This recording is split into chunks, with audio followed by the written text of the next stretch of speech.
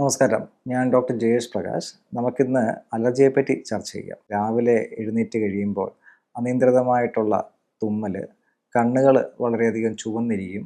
അതോടൊപ്പം തന്നെ പലപ്പോഴും ശരീരത്താകമാനം ഒരു ചൊറിച്ചിലുണ്ടാകാം. തൊണ്ട ചൊറിയുന്നൊരവസ്ഥയുണ്ടാകാം. ഇതിനെയൊക്കെ നമുക്ക് പൊതുവിലായിട്ട് അലർജി റിയാക്ഷൻസ് എന്ന് തന്നെ നമുക്ക് പറയാവുന്നതാണ്. എന്നാൽ ഇത്ര സിമ്പിൾ അല്ലാത്ത അലർജിയുടെ ഒരു തലം കൂടിയുണ്ട്. പലപ്പോഴും നമ്മൾ ന്യൂസിലൊക്കെ കണ്ടു കാണും. ഈ കൊഞ്ചോ ഞണ്ടോ ഒക്കെ കഴിച്ചു കഴിഞ്ഞ് മരണം സംഭവിക്കുന്നൊരവസ്ഥയും കൂടി കാണാറുണ്ട്.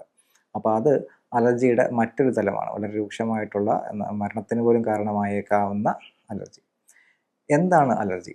അലർജി എന്ന് പറഞ്ഞാൽ ഒരു ഫോറിൻ, അതായത് ഒരു പുറത്തു നിന്നുള്ളൊരു വസ്തു നമ്മുടെ ശരീരത്തിനുള്ളിലോട്ട് കയറി കഴിയുമ്പോൾ അത് ശരീരത്തിന് നല്ലതാണോ ചീത്തയാണോ എന്ന് ചിന്തിക്കുന്ന ഒരു വേർതിരിവിന് ശേഷമാണ് ശരീരം അത് അക്സെപ്റ്റ് ചെയ്യുന്നത്.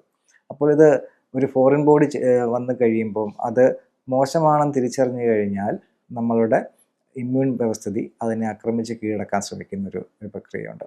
അപ്പോൾ ചില വ്യക്തികളുടെ ശരീരത്ത് മറ്റു ചിലരിൽ വളരെ നോർമലായിട്ടുള്ള ഒരു ബുദ്ധിമുട്ടും ഉണ്ടാക്കാത്ത വസ്തുക്കൾ എത്തിക്കഴിയുമ്പോൾ അതിനെതിരെ നമ്മുടെ ഇമ്മ്യൂൺ സിസ്റ്റം വളരെ അതിശക്തമായിട്ടുള്ളൊരു പ്രക്രിയ നടത്തുകയാണ്. അതായത് അവരിൽ നീർക്കെട്ടുണ്ടാകാം, ഈ ശരീരം ആസകലം ഇങ്ങനെ ഒരു പുകച്ചിലുണ്ടാകാം, ഉള്ളിൽ കഫം പോലെ നിറഞ്ഞു വരാം.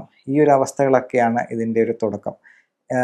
ഈ തുമ്മൽ, നമ്മുടെ ആ ഒരു ചൊറിച്ചിൽ, ഇതൊക്കെ ഇതിൻ്റെ ഒരു തുടക്ക സമയത്തുണ്ടാകുന്ന ചില ലക്ഷണങ്ങളാണ്. നമ്മളത് തീർത്തും മൈൻഡാക്കാണ്ട് ഇരുന്ന് കഴിഞ്ഞാൽ ചിലരിൽ ഈ പറയുന്ന പോലെ ശ്വാസം കിട്ടാത്തൊരവസ്ഥ വരെ എത്തും. അതായത് നമ്മുടെ ആ ഒരു എയർവേ പാത്ത് ഇതേപോലെ വളരെയധികം സ്വെൽ ചെയ്ത് ഇൻഫ്ലെയിംഡ് ആയിട്ട് ശ്വാസം എടുക്കാൻ ബുദ്ധിമുട്ടുണ്ടാകുന്ന അവസ്ഥയിൽ നമുക്കത് ഈ പറഞ്ഞ പോലെ വെന്റിലേറ്റർ സഹായത്തോടു കൂടി തന്നെ ചിലപ്പോൾ ജീവൻ കുറച്ച് നേരത്തേക്ക് ഈ അലർജിക് റിയാക്ഷൻസ് ഒന്ന് കുറയുന്നത് വരെ നിലനിർത്തേണ്ടുന്ന അവസ്ഥ വരെ എത്താറുണ്ട്.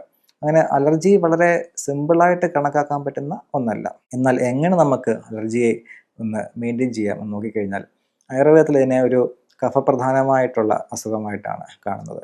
അതായത് ഈ ഇൻഫ്ലമേഷൻ, സ്വെല്ലിങ് എന്നിവയൊക്കെ നമുക്കൊരു കഫപിത്ത പ്രധാനമായിട്ടുള്ള അസുഖമായിട്ട് കണക്കാക്കാറുണ്ട്.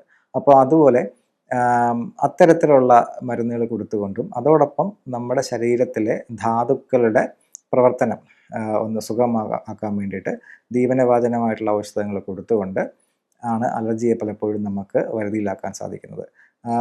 നമ്മുടെ നാട്ടിൽ പണ്ട് കാലത്ത് എല്ലാവരും ഉപയോഗിച്ചുകൊണ്ടിരുന്ന രാസ്നാദി ചൂർണം എന്ന് പറയുന്നത്, കുളി കഴിയുമ്പോൾ അമ്മൂമ്മമാരൊക്കെ പഴയ സിനിമയിൽ നിറകിൽ തിരുമുന്ന രാസ്നാദി ചൂർണം, അതിന് ഈ അലർജിയുടെ കാര്യത്തിൽ വളരെയധികം ഈ പ്രത്യേകിച്ചും തുമ്മൽ, രാവിലെ എഴുന്നേൽക്കുന്ന തുമ്മലിൻ്റെ കാര്യത്തിൽ ഒന്ന് കുറയ്ക്കാൻ വേണ്ടി വളരെയധികം പങ്കുവഹിക്കാൻ സാധിക്കുന്നുണ്ട്. അത് നമ്മൾ നിറകയിൽ തിരുമുക.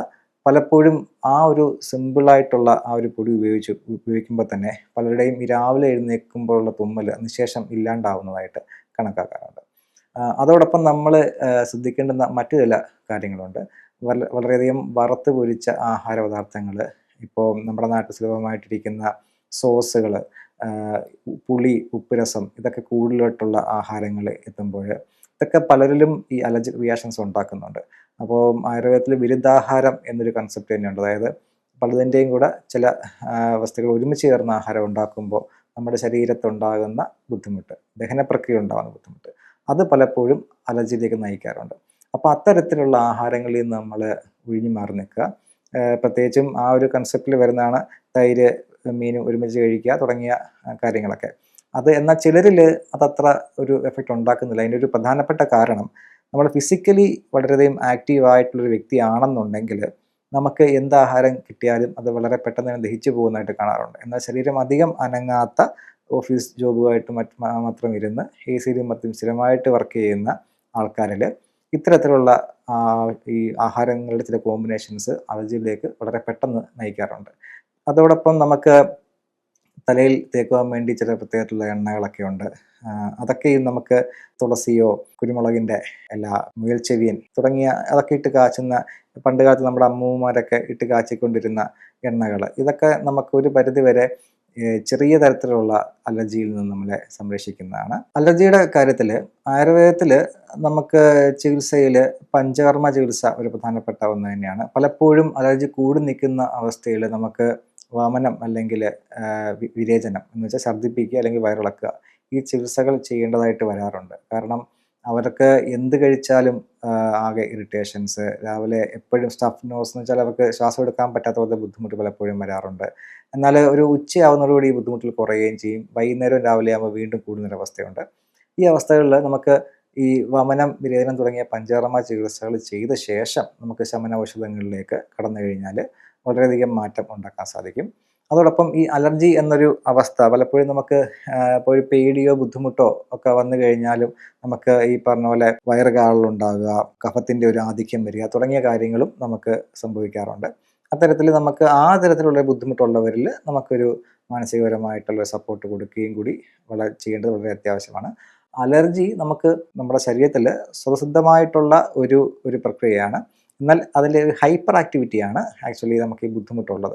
അപ്പോൾ ആ ചില വ്യക്തികളിൽ മാത്രമാണ് ഇത് ബുദ്ധിമുട്ടുണ്ടാകുന്നത്. പലപ്പോഴും അത് പാരമ്പര്യമായിട്ട് കണ്ടുവരാറുമുണ്ട്. അപ്പോൾ ആ ഒരു പാരമ്പര്യമായിട്ടുള്ള ആ ഒരു ആംഗിളും നമ്മൾ ചികിത്സ ചെയ്യുന്ന സമയത്ത് ഒന്ന് നോക്കേണ്ടതാണ്. അപ്പം അത്തരത്തിൽ ഉള്ള വ്യക്തികളിൽ കുറച്ചുകൂടി കഠിനമാണ് അലർജിയുടെ ചികിത്സ. നമുക്കത് കൺട്രോൾ ചെയ്ത് ബുദ്ധിമുട്ടില്ലാത്ത രീതിയിൽ നമുക്ക് കൊണ്ടുപോകാൻ പറ്റുന്ന ഒരവസ്ഥ തന്നെയാണ് അലർജി.